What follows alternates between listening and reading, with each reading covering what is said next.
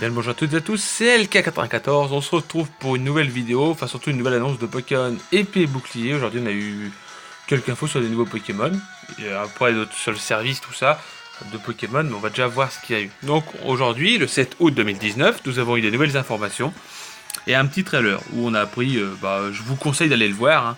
Moi je suis sur Pokébip, parce que c'est très bien, voilà. Et du coup, ça vous permettra de voir un peu plus les vidéos, tout ça. Voilà. On a appris qu'on aurait des formes de Galar. Donc après les formes d'Alola, nous avons les formes de Galar. Donc tout comme les formes d'Alola, de la 7ème génération. Galar a aussi droit à ses formes exclusives. Donc on a Smogogo qui est une forme de Galar. Donc on peut voir qu'il est de couleur noire, avec un petit peu de moustache de couleur un petit peu nauséabonde. Donc il garde son type poison et il obtient le type fée. Avec un chapeau melon qui monte hyper haut en mode cheminée. Voilà. Donc c'est pas plus mal. Il aura accès au talent lévitation et autre chose, donc peut-être un talent propre à la 8ème génération, comme certaines formes Alola avaient accès à un nouveau talent, si vous vous souvenez bien. Donc le sommet de sa tête émet de l'air purifié, donc on peut voir que c'est un peu de l'air purifié si on veut, moi je pense pas. Mais il a l'air stylé, poison fait, je vais pas mentir, c'est un bon double type, hein. Ça a l'air super. C'est bien qu'ils nous mettent des nouveaux double types comme ça, et que ce soit des formes régionales, donc c'est super. Le Smogogo de Galar se nourrit d'air pollué et de gaz toxiques, ainsi absorbés. Ces gaz sont purifiés de leurs toxines avant d'être relâchés par le sommet de ces deux têtes du Pokémon. Il paraît que l'air produit de cette manière est très pur. Ah. Donc l'air est très pur, hein, au niveau de son chapeau. J'irai pas sentir, hein, mais moi je vous conseille pas, mettez un bon casque au cas où, mais voilà. Du gaz toxique autour de sa bouche, qu'on peut le voir. La toxine accumulée dans son corps de Smogogo forme des nuages de gaz toxique concentrés qui s'échappent de son corps pour flotter autour de lui. Ce poison est si puissant qu'une seule volute suffit à paralyser et immobiliser un adversaire. C'est la meilleure arme de Smogogo en combat, donc c'est très bien. Et on a le coup de cœur pour moi, mon coup de cœur, parce que on a le Zigzaton forme Galar. Alors vous savez pas parce que vous connaissez pas assez, mais j'ai commencé en 3ème génération, donc simplement Zigzaton était le Pokémon que j'ai kiffé, c'était le Rattata avec qui j'ai joué, j'ai fait des élevages de Zigzaton, et que j'apprenne qu'il a une forme de Galar, je suis encore plus hypé, même si son double type, c'est un peu le même double type que Rattata qui est Rattata d'Alola, donc il faut pas dire oui c'est nul, c'est machin, c'est pas ouf, on est d'accord, mais bon, étant normal et ténèbres normales, c'est pas ouf. Il aura accès au même talent que tout simplement, enfin, le Zigzaton de base, gloutonnerie et ramassage, et la forme libéraire originelle de Zigzaton, vous la connaissez, c'est le petit Zigzaton blanc et marron, voilà. Alors les Zigzatons de Galar, le Zigzaton de Galar va où il veut, quand il veut, et ne s'installe jamais durablement à un endroit. On en trouve donc un peu partout dans la région, les champs, les forêts, même les villes. On suppose que les Zigzatons d'autres régions ont hérité de leur mouvement en zigzag. On sait que Zigzaton, ça vient de zigzag parce qu'il court en zigzag. On le voyait dans la 6ème génération, quand Zigzaton apparaissait, il commençait déjà à courir en zigzag, donc c'était très bien. On suppose que Zigzaton et d'autres régions ont hérité de leur mouvement zigzag caractéristique du Zigzaton de Galar, que l'on pense être la première espèce de Zigzaton à avoir existé. Voilà. Il est du genre provocateur et adore les combats. Zigzaton de Galar adore se battre et n'hésite surtout pas à foncer sur les gens et les autres Pokémon qui peut les provoquer en combat. Quand il s'agit de la sorte, il agit de la sorte avec d'autres Pokémon, il obtient généralement ce qu'il espérait à un combat. Les humains ont toutefois tendance à interpréter ces coups de boule comme une forme de jeu, une démonstration d'affection, un grand dame de Zigzaton qui se sont alors bien frustrés de ces provocations et échoués. Voilà, et ainsi échoué. On a la Linéon forme de Galar, donc Zigzaton évolue en Linéon, donc il est toujours de type normal et ténèbres, hein, ténèbres normal, avec le talent ramassage de tonnerie, il obtient des charges destructrices, donc après on peut dire que Linéon va être... Linéon en stratégie il est pas ouf, mais on sait que Linéon il a accès à vitesse extrême et qu'il a accès à Cogno Bidon, donc dites-vous que lui il peut devenir fort ce Linéon là.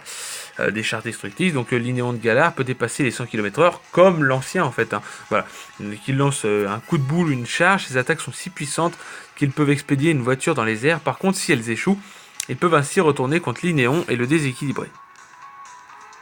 Il est particulièrement populaire auprès de jeunes révoltés et en colère, mais moi je pense que je le prendrai dans mon équipe, c'est certain.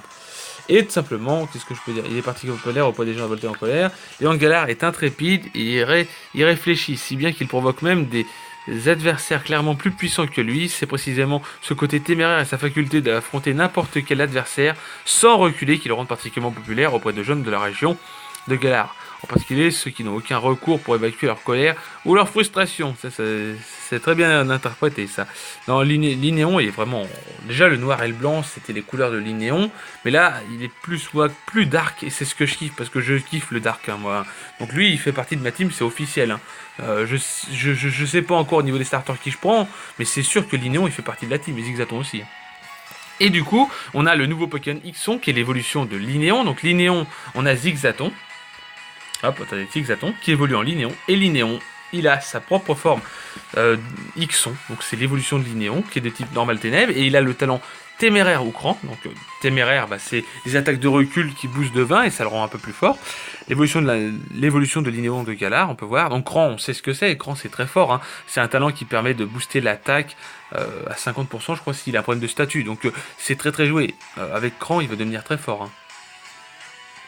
S'adaptant, c'est marqué là, s'adaptant à l'environnement particulier de Galar, certaines formes régionales ont développé la faculté d'évoluer, ou une nouvelle espèce encore jamais vue dans d'autres régions, Ixon est l'évolution de l'Inéon de Galar, une évolution provoquée par un environnement rude. Ouais. Peut-être qu'il faut des endroits un peu ténébreux pour l'avoir. En tout cas, lui, il fait partie de ma équipe, c'est sûr, parce qu'il me fait vachement penser au loup-garou nocturne, et le loup-garou nocturne est l'un de mes loups-garou favoris. J'adore la forme crépusculaire, mais le deuxième loup-garou que je kiffe, c'est la forme nocturne. L'Inéon de Galar, le Linéon de Galar vit dans les conditions les plus rudes que ceux d'autres régions, car il est donc constamment en concurrence. Ses congénères, son instinct de survie s'est particulièrement développé et il a évolué en Ixon. Il utilise une attaque, il utilise blocage avant de contre-attaquer. Donc on voit dans le trailer que ça fait une sorte de X noir et c'est son attaque. Et on peut voir que ses mains sont mises comme ça va être expliqué. C'est pour contrer un coup en fait. Mais qu'il soit de nature belliqueuse, Ixon est rarement le premier à lancer l'offensive en combat. Il préfère provoquer son adversaire pour le pousser à l'attaquer. Si ce dernier tombe dans le piège et donne l'assaut, Ixon croise les bras pour encaisser l'attaque avec sa capacité de blocage, qui est son attaque, peut-être signature, je pense, je ne sais pas. Donc c'est très bien, là je suis content jusque là. Les formes de Galar, même Smogogo, il me dérange pas, mais l'Inéon, Zigzaton, l'Inéon et Ixon, je suis vraiment en gros kiff. Alors on a une sorte de Pikachu de Galar, enfin je pense, hein, c'est mon avis, gentil et diabolique. On a un petit ange et on a un diablotin en face, donc il est de type électrique et ténèbres, mais ça dépend en fait. Électrique sous la forme, qu'on voit, la forme d'arc méchante violette, il est ténèbres, et l'autre il est type électrique. Et en fait, il a pas déclic tactique, il a déclic fringal. Vous connaissez Getsuga, Exagide, et Exagide il avait déclic tactique, et lui il a des clics fringales. En fait, s'il fait son attaque roue libre, il passe du type électrique au type ténèbres, ou tout simplement si, je pense que ce sera une histoire de fin, parce qu'on apprendra que c'est lié à sa fin, donc à sa fin, il deviendra de type méchant. Si, imaginons, je sais pas, il a perdu beaucoup de vie, il a hyper faim, il va devenir un peu en mode dark, et du coup, voilà, en mode affamé. Alors certains Pokémon sont capables de changer des formes généralement à l'aide d'un objet ou grâce à leur talent. La plupart des changements de forme n'affectent que leur apparence, et ils peuvent aussi changer...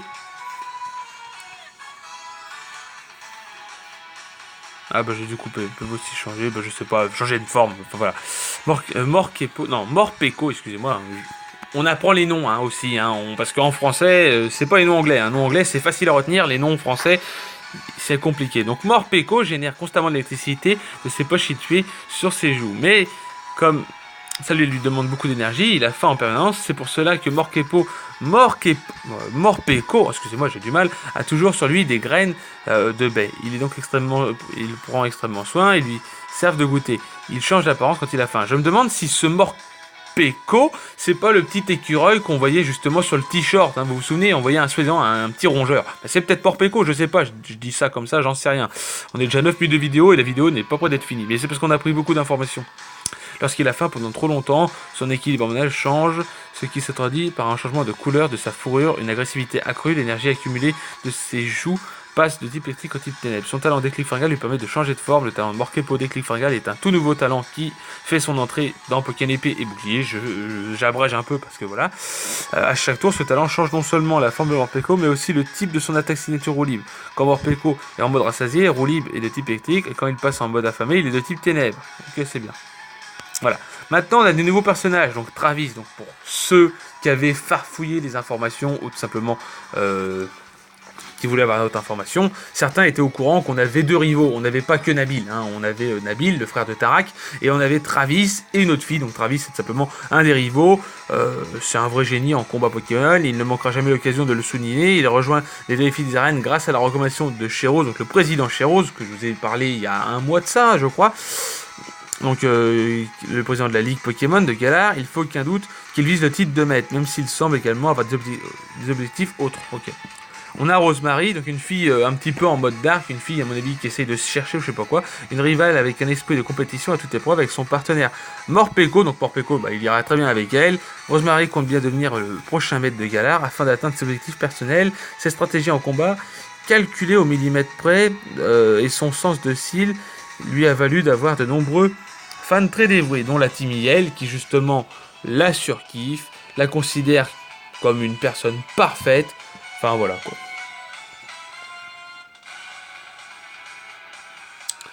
Voilà, enfin une personne parfaite. Je sais pas si elle est parfaite, hein. On a tous des défauts et heureusement l'homme a des défauts. Donc leur souhait le plus cher de voir Rosemary devenir maître et pour cela ils n'hésitent pas à saboter l'avancement des autres challengers. Diverses manières. Certains bloquent l'accès de la réception des hôtels, d'autres empêchent les challengers d'utiliser les transports ou tentent de déconcentrer les adversaires de Rosemary en les huant. D'ailleurs, chaque fois que ces derniers entament un combat des membres de la Team Yell, ils ne sont jamais bien loin pour encourager en faisant un maximum de bruit, en agitant des bannières à son effigie. Ouais. Ils sont juste en mode, voilà, elle c'est notre amie. On a un Poké Service à Galar, donc Humain Pokémon travaille la main dans la main avec nombreuses entreprises et l'université demande l'aide de Pokémon via ce qu'on appelle le Poké Service. Vous pouvez consulter l'émission Poké Service, l'infotisma, donc c'est une sorte de borne. On a le PC et on a la Fotisma, je crois que ça a le même effet en fait, hein. On peut voir directement des Pokémon en mission depuis votre PC. Vos Pokémon auront de mission avec un gain d'expérience qui aidera à devenir plus puissant. De nombreuses missions sont disponibles avec la plupart requièrent des Pokémon d'un type spécifique pour effectuer un travail requis. On va gagner un maximum de Pokémon en mission pendant de longues durées, d'obtenir des résultats et des trucs. Bon, ça va, c'est pas ouf. On a de nombreux établissements. Choisissez Pokémon que vous voulez envoyer au PC. Ça, c'est ce qu'on vient de voir. On a l'infotisma, donc la mission du Poké Service peut être acceptée depuis n'importe quel centre Pokémon. Infotisma permet d'accéder au PC et à participer à la loterie ID. Voilà. On a dans la 8ème génération.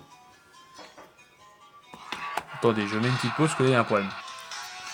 Alors les gens, excusez-moi. Donc les Pokémon confirmés de la liste ci-dessous. Donc on a Smogo. Donc Smogo, on aura le Smogo de base, hein, pas Smogo, ce qu'on voit Smogo 7G, Cardopo 7G, Quatox 4G, Sacripan, Léopardus, Nucléos, Méos et Symbios. Voilà, ils sont confirmés. Et à propos, visitez notre dossier Pokémon Bouclier pour trouver toute l'information du jeu. Voilà. Voilà, on a eu beaucoup d'infos aujourd'hui, dont simplement des coups de cœur. Donc Morpeko, j'ai un petit peu du mal à m'y faire, mais bon, on s'y fera, hein. Voilà, mais je suis surtout en gros kiff de Ixon. Ixon, c'est vraiment le Pokémon qui me plaît, et peut-être que la chaîne prendrait cette nouvelle bannière. Non, je sais pas, je dis ça, je dis rien, mais je sais pas. Ratatak d'Alola, j'étais pas vraiment hypé. Mais je suis content qu'on ait des formes de Galar et c'est pas que la première génération, c'est que là c'est quasiment toutes les générations confondues. Alors bon, on aura peut-être un Pokémon de la CG qui aura une forme de Galar, c'est ce que j'espère, mais ça on en pourra un peu plus, mais en tout cas je suis super content des informations qu'on a eues ici. Bref, si cette vidéo vous a plu, n'hésitez pas à lâcher un gros like, de vous abonner bien sûr, c'est gratuit, ça ne coûte rien du tout, hein, bien sûr, et n'hésitez pas d'aller à la chaîne de DigiGalaxy qui en ce moment a refait quelques vidéos sur God of Olympus, un jeu qui est très bien. Moi aussi j'ai rejoint leur clan, je ne ferai peut-être pas de vidéo là-dessus, sauf si ça vous intéresse, dites-le dans les commentaires. Enfin je sais que ça correspond pas à Pokémon, mais bon, pourquoi pas. Bref, si cette vidéo vous a plu, n'hésitez pas à lâcher un gros like. Abonnez-vous à DigiGalaxy, à DJ de Paris 75, à Delgané ou Floujdou, je ne sais même plus comment l'appeler, à Bomber King et à Taille Hero. Bref, bonne journée et bye tout le monde.